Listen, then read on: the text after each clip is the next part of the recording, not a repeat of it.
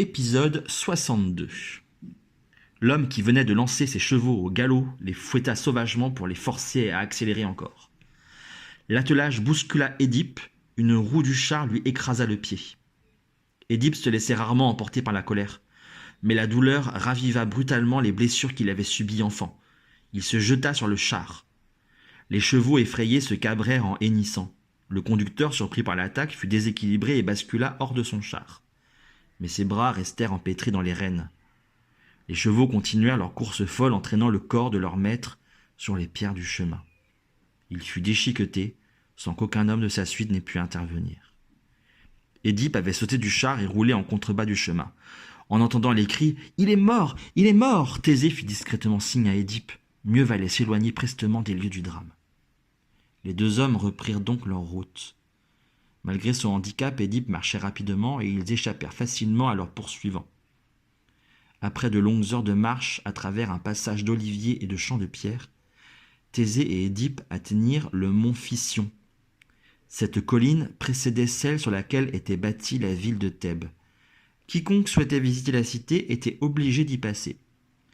Plus les voyageurs approchaient du sommet de la colline, plus l'air s'épaississait, et une puanteur commençait à s'insinuer dans leurs narines.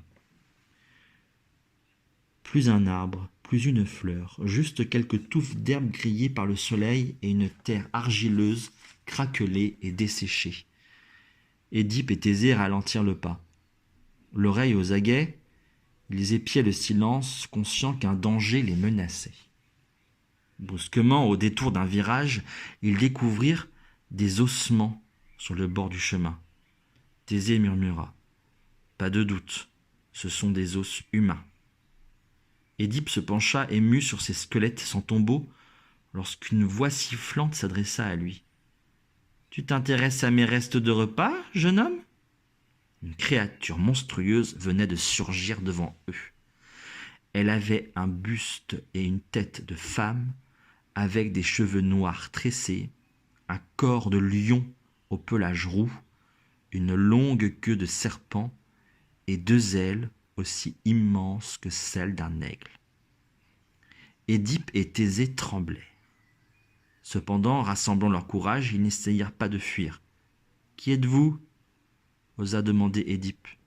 Un ricanement lui répondit. « Tu es bien le seul de toute la région, étranger, à ne pas avoir entendu parler de moi.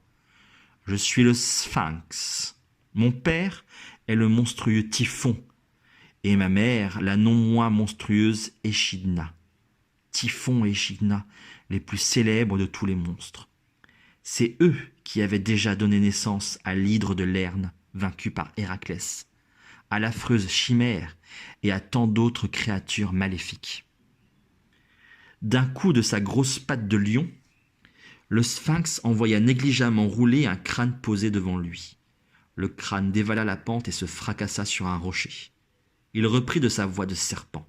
« Sais-tu que je dévore tous les voyageurs qui croisent mon chemin ?» Édipe le regarda droit dans les yeux et déclara. « Je ne tiens pas du tout à te servir de déjeuner. » Le Sphinx avait l'air de s'amuser. Il ricana.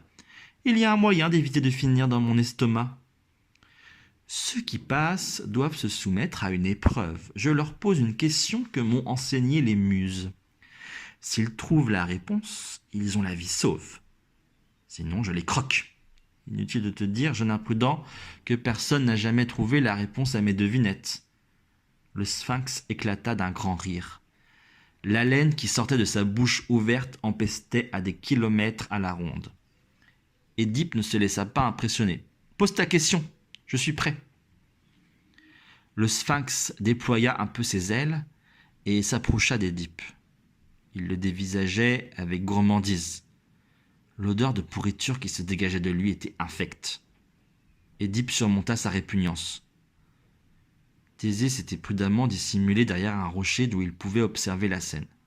« Tu auras la vie sauve, » promit le Sphinx, « si tu me donnes le nom du seul être au monde qui marche tantôt sur 4 pattes, tantôt sur 3 pattes, tantôt sur 2 pattes, et qui est le plus faible lorsqu'il a le plus grand nombre de pattes. » Jamais personne n'avait encore trouvé la solution à cette énigme. Comment Édipe allait-il s'en sortir?